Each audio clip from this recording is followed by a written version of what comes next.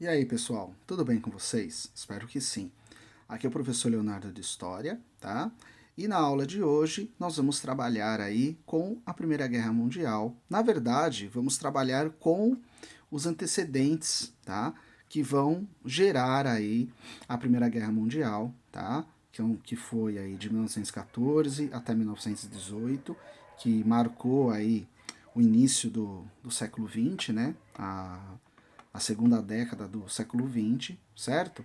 E na aula de hoje, aqui nesse vídeo, vamos trabalhar alguns aspectos aí de ordem política, social, né, cultural, que vão definir aí os rumos da Europa no final do século XIX e do início do século XX e que vão gerar aí a Primeira Guerra Mundial, tá?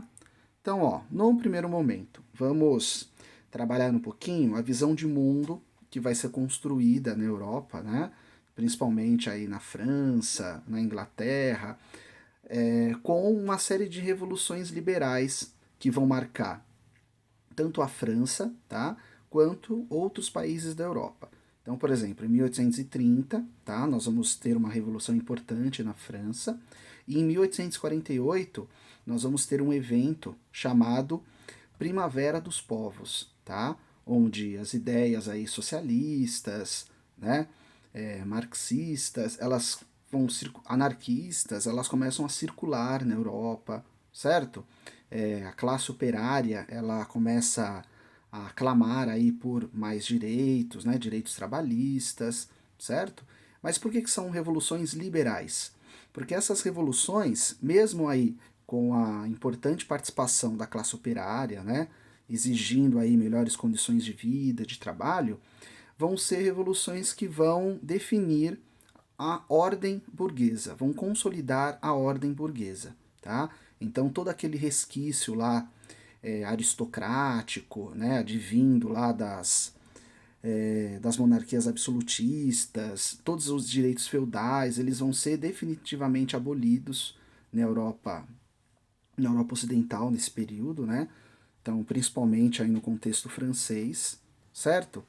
E aí, essa ordem burguesa ela vai inaugurar uma crença num progresso contínuo e transformador da humanidade, tá?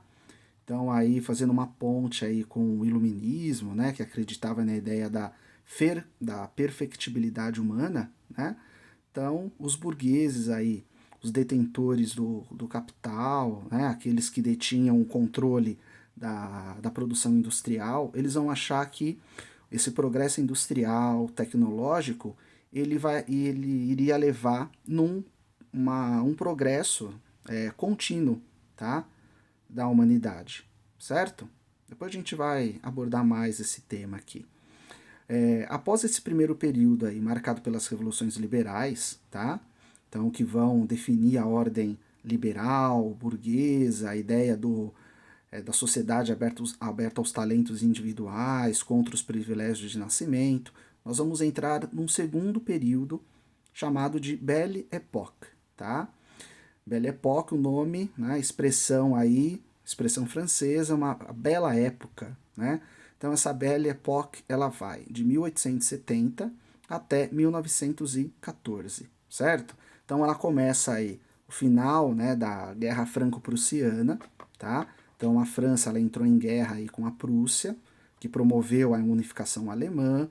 Então a França ela perde a guerra, tá? Em 1870, mas 1870 a 1914, nós vamos ter aí na Europa um período sem grandes ocorrências militares, sem grandes problemas bélicos, tá? Apesar de estar numa corrida armamentista, que depois a gente vai falar mais a respeito, né? Mas vai ser um momento aí de concórdia, certo? Então, a Belle Époque, ela vai ser marcada pelo quê? Ela caracterizou-se por um aparente sentimento de tranquilidade, notável prosperidade material da classe burguesa, tá? Através da exploração proletária. Então, os ideais máximos dessa época aí é um cosmopolitismo e uma cultura boêmia, tá?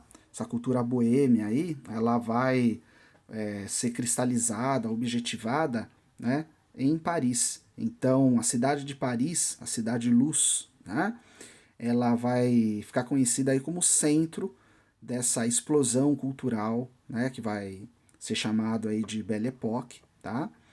E é aquele período marcado aí por essa crença aí nesse progresso, né, assim, dessa prosperidade material, enfim, tá?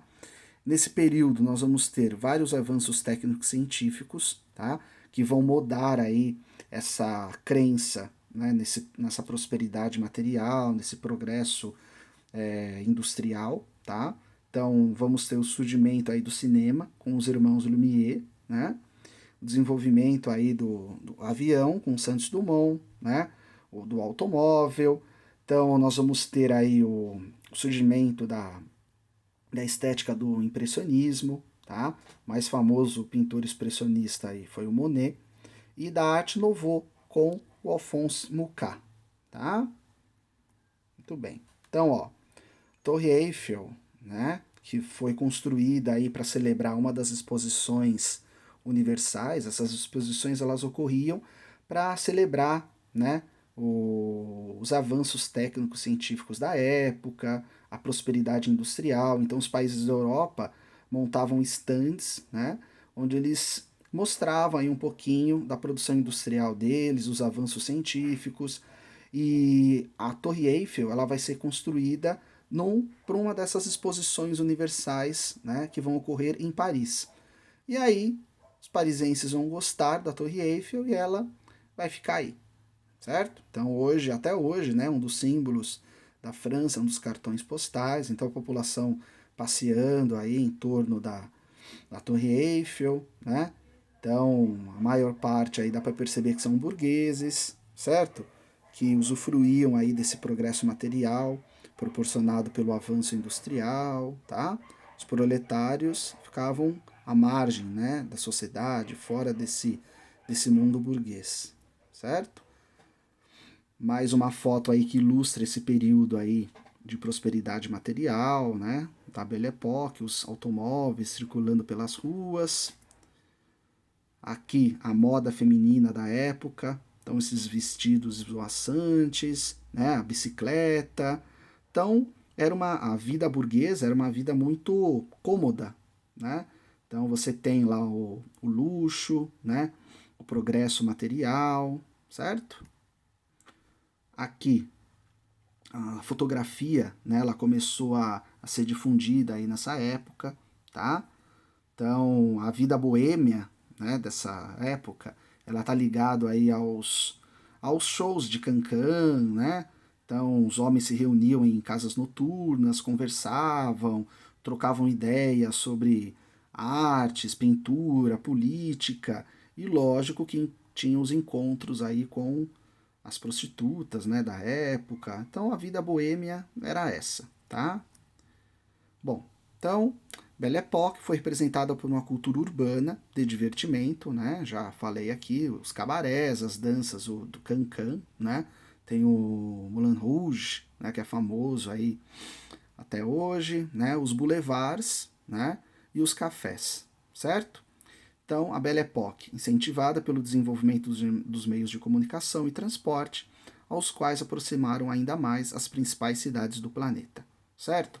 Então, corroborando aquela ideia, né, de que essa época foi marcada por um cosmopolitismo. O que é o cosmopolita?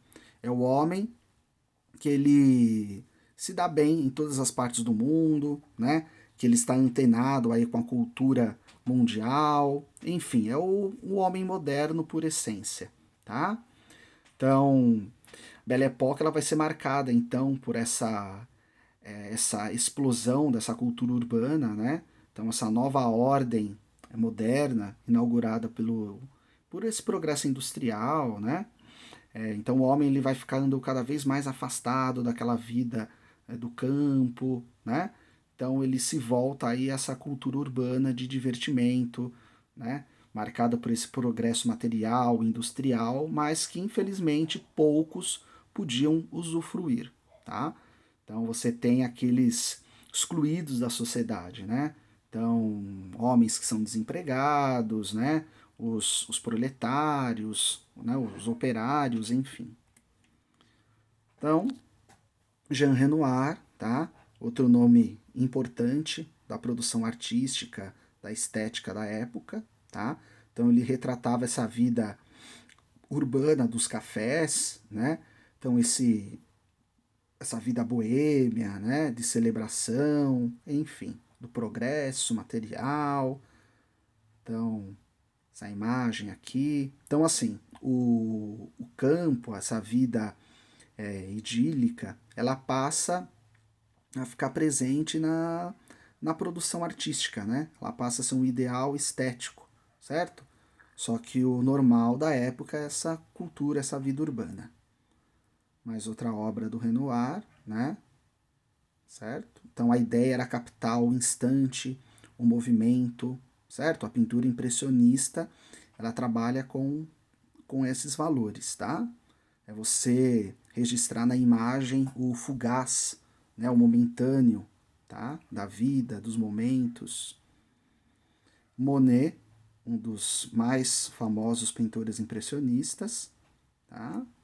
Então vocês estão vendo essa imagem, esse quadro aqui?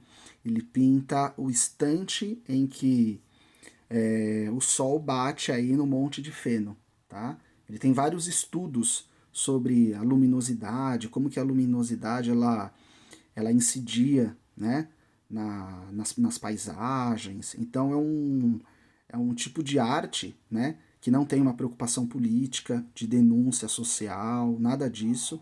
É um tipo de arte preocupada em revelar o instante, né, o momento, enfim.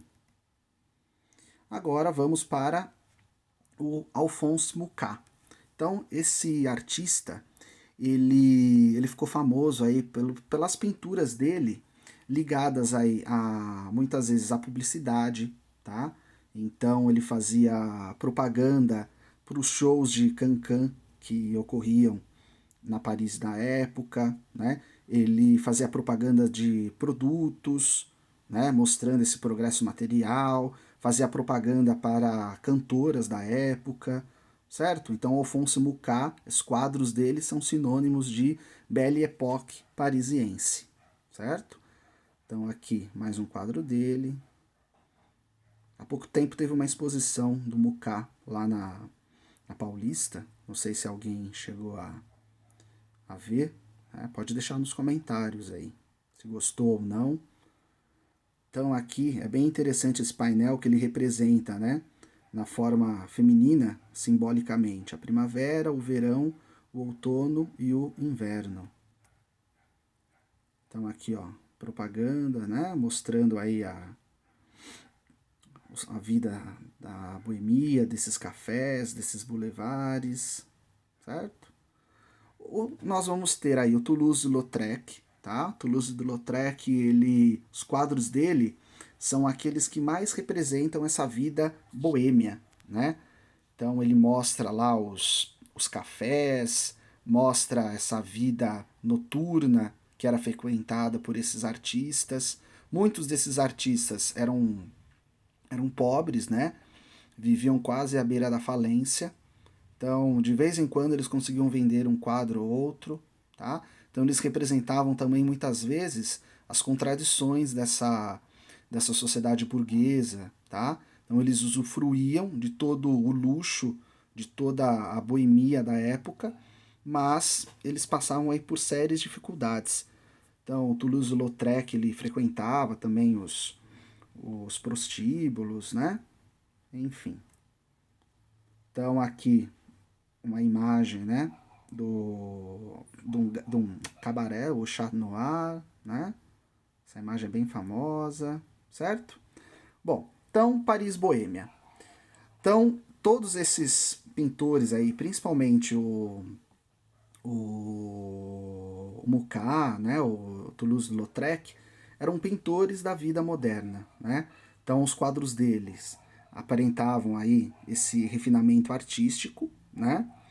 E só que com o passar do tempo começam a surgir aí um movimento chamado decadentismo, certo? Que vai pegar esse finalzinho do século XIX, início do século XX. Então toda essa vida aí de luxo, né, de progresso material, ele acabava trazendo um sentimento de esvaziamento da existência, certo? Então, essas experimentações estéticas, né, ligadas aí ao impressionismo, né, ao simbolismo. Então, eles estudaram aí o simbolismo na literatura, né? Então, o simbolismo ele não esteve presente também só na literatura, mas também nas artes plásticas, na pintura, né? Então, é você mostrar assim, o efeito das sensações, né? Da musicalidade na poesia, na literatura. E existia também uma arte preocupada em fazer uma crítica social, né? Então, assim, os pintores ligados à escola realista, naturalista, então eles mostravam aí as contradições dessa vida cheia de progresso, né, de riqueza da sociedade parisiense da época, né? Então, todo esse caldeirão cultural aí, ele vai preencher, né, esse período aí que vai de 1830 até 1914 na França da época, na Europa, tá? Então, alguns autores intelectuais parisienses que vão ser figuras destacadas aí, né, de 1830 a 1914. Charles Baudelaire, né, o poeta, o Rimbaud, também poeta, o Paul Verlaine, poeta, o Émile Zola, que foi um romancista, né, ligado ao realismo, também, de certa forma, ao naturalismo, Anatole France, e o Honoré de Balzac, tá? O grande romancista aí da segunda metade aí do século XIX e que vai conseguir traduzir nas suas obras essa sociedade moderna parisiense, certo? E fora, correndo por fora aí, que a gente estava falando de Paris, né? O Oscar Wilde, né? Ele, um autor aí, né? Ligado à literatura inglesa, apesar de não ter nascido na Inglaterra, escreveu aí o Retrato de Dorian Gray, né, de 1890, que mostra essa vida boêmia, né, como os burgueses da época estavam mergulhados nessa exploração das sensações, né, nessa boemia, né, nos vinhos, na época era fácil assim você consumir drogas, né, e mostrando esse esvaziamento da existência ligado a esse progresso material, né, a esse decadentismo aí do período, certo? Então, um poeta decadentista famoso, Charles Baudelaire, escreveu As Flores do Mal, tá? Aí uma frasezinha do Baudelaire: é preciso estar sempre embriagado. Com o quê? Com vinho, poesia ou virtude a escolher, mas embriaguem-se, tá? Então a ideia de como a vida ela perdeu o seu sentido, né? A ideia é você explorar as suas sensações, né? Enfim, se preocupar com a sua vida interior, tá? Então, aqui tem uma poesia do Baudelaire, tá? Depois vocês podem ler aí com calma, pausar o vídeo, tá? Que não vai dar para ler, senão vai ficar muito grande. Tem outra aqui, né? Para vocês terem uma ideia, né? Da a busca dessas sensações voltadas à sensualidade, certo? É assim, é você tentar preencher de alguma forma esse esvaziamento aí de sentido na vida. Então, assim, o progresso material chegou a tal grau, né, de crescimento que ele perdeu a existência, ela perdeu um pouco o sentido, né? O Rimbaud, né, poeta, simbolista, decadentista, o Oscar Wilde, que escreveu o Retrato de Dorian Gray, que eu recomendo a leitura, bem interessante, tá? Paul Verlaine, tá? Então, esse trechinho aqui é interessante, certo? Por quê? Porque assim, ao mesmo tempo que eles faziam uma denúncia, né, dessa falta de perspectivas dentro dessa sociedade, ao mesmo tempo a vida desses homens, essa boemia, né, era uma vida aí desejada por eles, né, por conter justamente, né, essa possibilidade de experimentação aí dos sentidos, das sensações, tá? Vocês leiam aí com calma esse trechinho do Paul Verlaine. E a época também, ela foi marcada, né, por esses avanços, científicos, né? Então, falei agora há pouco para vocês sobre isso. Então, em 1859, nós vamos ter a publicação da Origem das Espécies, do Charles Darwin, né? O, então, Louis Pasteur, né? Vai desenvolver a microbiologia, o Pierre-Marie Curie, a radioatividade, certo? Saneamentos vai melhorar as condições urbanas das principais cidades da Europa, tá? Falei aí das exposições universais, da Torre Eiffel, certo? Então esse período aí de tempo da Europa, que vai de 1830 a 1914, vai ser marcado aí por esse boom dessa cultura urbana, por esse progresso material, científico, por essa crença, né, de que a ciência ela tinha todas as respostas para o homem. Só que, ao mesmo tempo, nós vamos ter o quê? Uma crítica da parte de alguns intelectuais em relação a esse progresso material, né? Que esvaziou o sentido da existência, certo? Promoveu um nivelamento cultural, né? Então a ideia deles era produzir uma arte desvinculada dessa sociedade burguesa e que fazia uma crítica a tudo que estava ocorrendo, certo? Enfim. E aí tem esse belíssima análise, né, desse livro Os Burgueses, A Conquista do Mundo, certo? E fala um pouquinho, né, de como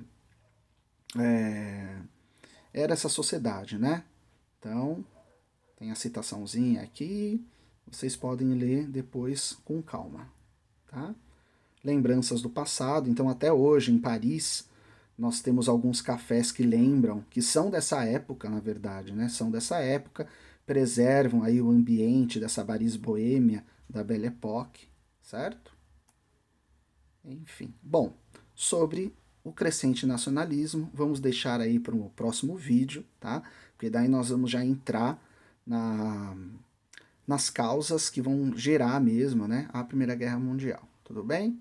Foi uma aula meio bastante informativa aí, hein, pessoal? Tá? Abraços aí do professor Léo.